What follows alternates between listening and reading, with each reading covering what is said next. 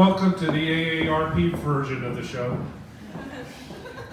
It's a nice looking crowd here, though. And anyone needs to smoke, we have a lovely smoking area out back, but the Surgeon General makes us say the only thing worse than secondhand smoke is secondhand chewing tobacco.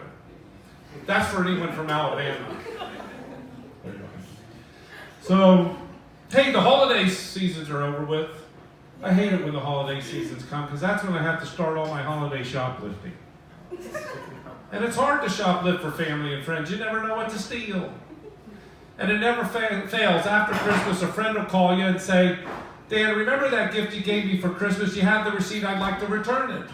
I said, no, I don't have the receipt. Just go to Walmart, set the gift down, grab something else, and run really fast. Last year, my son came down for Christmas. He said, Merry Christmas, Dad. But he didn't hand me a card and he didn't have me a gift. I said, where's my card and where's my gift? He said, Dad, if you go to Walmart, your card's on aisle 5, your gift's on aisle 10. Here's some coupons. Knock yourself out. Anyway, I want to thank Rick and David for allowing me to perform here. Yeah. Let's give it a hand. David said to me, he said, Dan, you know, I want to give you a little advice. You talk too quickly between jokes. You don't give people time to listen and laugh. So what I want you to do is take a glass of water up here. Every time you tell a joke and hear a laugh, I want you to take a drink, but don't take a drink until you hear a laugh. I said, David, if I have to wait to hear a laugh, I'm going to end up dying of thirst.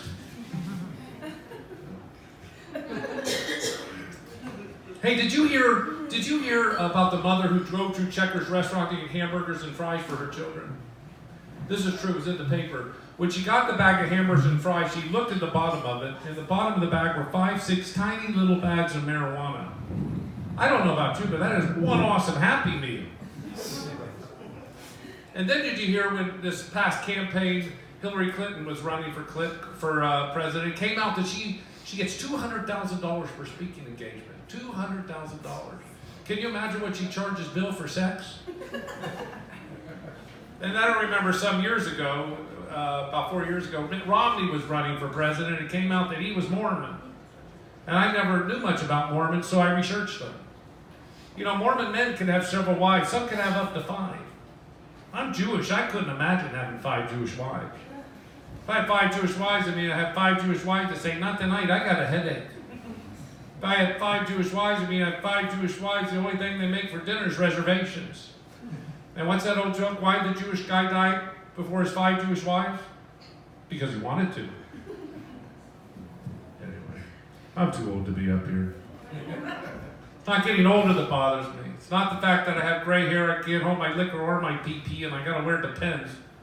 What bothers me is the time I've wasted. There's an old saying, it's too bad youth has to be wasted on the young. In other words, if I knew then what I know now, I'd want to start over. And I do want to start over, not as a baby. I want to start over as a young spermatozoa. See, I remember life before I was born. I remember going to a party with my father and leaving with my mother. And when I was a young spermatozoa, I wasn't very popular. All the other spermatozoas used to swim around me saying, Danny's missing a chromosome, Danny's missing a chromosome. And I didn't have many spermatozoa friends. And when a spermatozoa friend was ever supposed to meet me, he never showed up on time. And when he finally showed up, I would say, hey, Jack, you late? And then I wasn't very good with the spermatozoa girls. There was one I liked, though. Her name was Mary. I swam over to her one night and I said, hey, Mary, the weather's nice outside. You want to come? Anyway, so I've been happily married 30 years.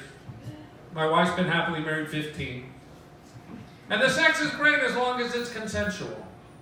She said, I love it when you make love to me while I'm sleeping. I said, why do you say that's nice? Why do you say that? She goes, at least I can dream I'm having good sex. The other day I jumped into bed, pulled the blankets over my head. She looked at me and said, well, I see you put the blankets over your head. You remind me of a pig in a blanket. I said, so eat me.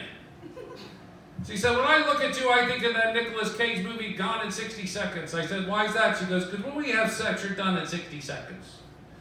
The other day she looked at me and she said, Dan, in every marriage, each spouse should be able to have one affair, at least one affair.